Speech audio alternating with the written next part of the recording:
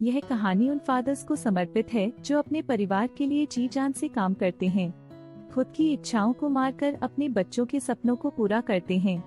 नमन है ऐसे पिता के तप त्याग और उनके सुंदर विचार को। एक दिन की बात है जब मैं घर से गुस्से में बड़बड़ाते हुए निकल आया था और बस स्टैंड की तरफ आगे बढ़ने लगा। मैं मन ही मन बड़बड़ा रहा था, पता नहीं कितने पैसे छुपा के रखे हैं, लेकिन मेरे लिए एक बाइक नहीं ले सकते। अब मैं यहाँ से चला जाऊंगा और तब तक वापस नहीं आऊंगा जब तक मैं खुद के पैसों से बाइक नहीं खरीद लेता। इतना सोच ही रहा था तभी मेरे पैर में मुझे कुछ चुभने का एहसास हुआ। नीचे देखा तो समझ आया कि जल्दबाजी में पापा के जूते पहन आया हूँ। उन जूतों में कील उभरी हुई थी जो मेरे पैर में बार बार घाव किए जा रही थी, लेकिन उस समय गुस्सा अधिक था तो मैं बड़बड़ाते हुए आगे बढ़ गया। एकाएक मुझे याद आया कि मैं पापा का पर्स भी साथ ले आया हूँ।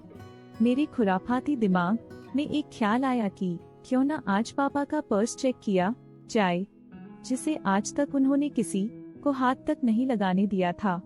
पता नहीं इस पर्स में कौन सा खजाना छुपा है जो किसी को हाथ नहीं लगाने देते थे। जब मैंने पापा का वह पुराना पर्स खोलकर देखा तो उसमें पैसे तो नहीं मिले, लेकिन पैसों की जगह पर एक डायरी रखी हुई थी। तब मैंने सोचा, अच्छा तो यहाँ खजाना छुपा रखा है।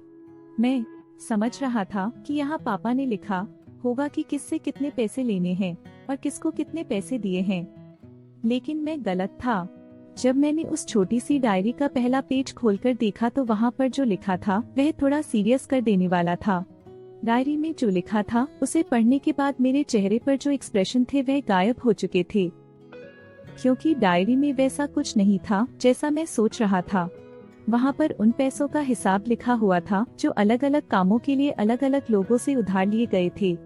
उस लिस्ट में कंप्यूटर के नाम पर भी पैसे लिए गए थे। उस लिस्ट में कंप्यूटर के नाम पर भी पैसे लिए गए थे। कुछ यूँ लिखा था, 50,000 बेटे के कंप्यूटर के लिए। यह वही कंप्यूटर था जिसे मैं आज तक यूज कर रहा हूँ, लेकिन मुझे यह पता नहीं था उस कंप्यूटर को खरीदने के लिए पैसे कहाँ से आए थे।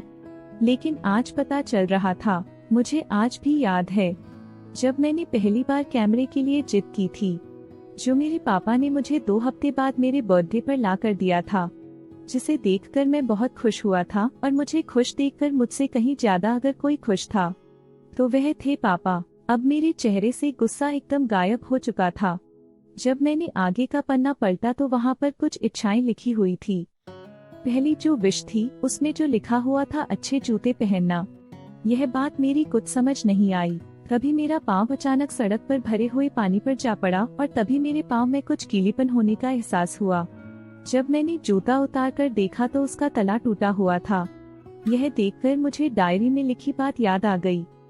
तभी मुझे माँ पापा की कही बातें भी याद आ रही थी कि कैसे माँ जब कहा करती थी पापा से, अब तो जूते पुराने हो गए नए ले लीजिए, तो पापा अक्सर यह कहकर टाल दिया करते थे, जूते अभी और चलेंगे, अभी कुछ दिन पहले तो लिए थे।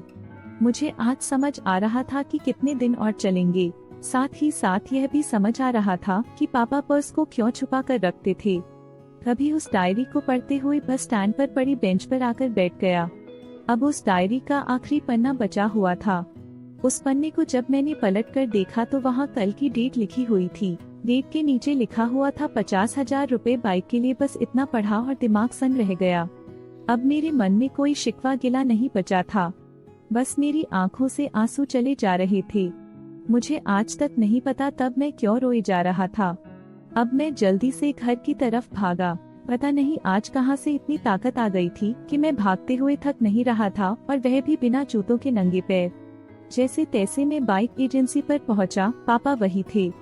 मैंने पापा को दौड़कर गले लगा लिया और मेरी आंखों से आंसू रुकने का नाम ही नहीं ले रहे थे। पापा समझ नहीं पा रहे थे आखिर हो क्या रहा है, मैं क्यों रो रहा हूँ। मैंने पापा से कहा, पापा मुझे मोटरसाइकिल नहीं चाहिए, आप अपने लिए जूते ले लीजिए। अब आज से मैं जो भी करूँगा अपनी मेहनत से अपने बलबूते पर पढ़कर करूँगा। हम अक्सर देखते हैं कि हम अपनी माँ से हर बात शेयर करते हैं और माँ भी इसके बदले में हमें बहुत प्यार देती है, लेकिन एक शख्स ऐसा भी होता है जो हम बच्चों को छुपकर प्यार करता है। वह होते हैं हमारे पिता। पापा परिवार में एकमात्र ऐसा व्यक्ति होता है जो अपने बच्चों से उन्हें बिना जताए छिपकर प्यार करता है, खुद की इच्छाओं को मारकर बच्चों के लिए सपने देखता है और उनकी खुशी में ही खुश हो जाता है। हम सभी अपने अपने माता पिता का सदा सर्वदा सम्मान करें। धन्यवाद।